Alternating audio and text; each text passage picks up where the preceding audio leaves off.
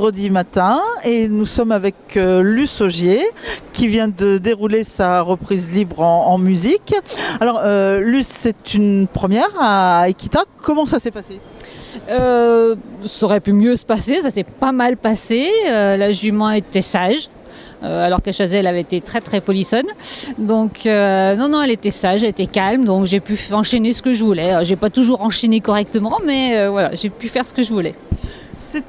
Comment vous vous êtes préparé pour ce concours ? Parce que c'est une première ou vous aviez déjà travaillé sur un concours en indoor ? Non, absolument pas, non, mais pour moi ça changeait pas grand chose, c'était la même préparation qu'un concours normal, quoi. Non, rien de particulier.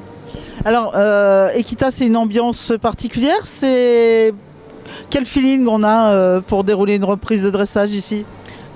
C'est sûr qu'on a un petit peu plus de pression que d'habitude, mais non, je dirais que c'est un concours un peu pareil que les autres. Le stress habituel d'un concours, on dort un peu moins bien le soir. Voilà, c'est tout. On va parler un petit peu de Noah Dubréas. C'est une jument que vous avez depuis longtemps ? Je l'ai achetée, elle avait 1 an. C'est une jument selle français. Le père, c'est un cheval de complet. Et c'est une jument qui a beaucoup de pur sang, donc un peu chaude. Et je l'ai donc depuis, elle a 14 ans. Donc voilà, je l'ai depuis 13 ans. Donc c'est une belle histoire. Oui, je l'ai faite du début jusqu'à maintenant.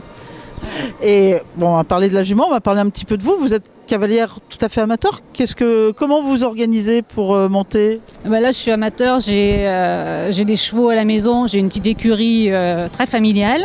Et donc, je monte tous les jours, pratiquement tous les jours à cheval. Et voilà, rien de compliqué. Vous avez une activité professionnelle autre ou c'est tout consacré aux chevaux ? Voilà, juste les chevaux. J'ai juste des chevaux en pension, quelques chevaux en pension, voilà, c'est tout. Donc quand même un petit côté professionnel ? Oui, mais j'enseigne pas, donc voilà, c'est juste pas d'enseignement.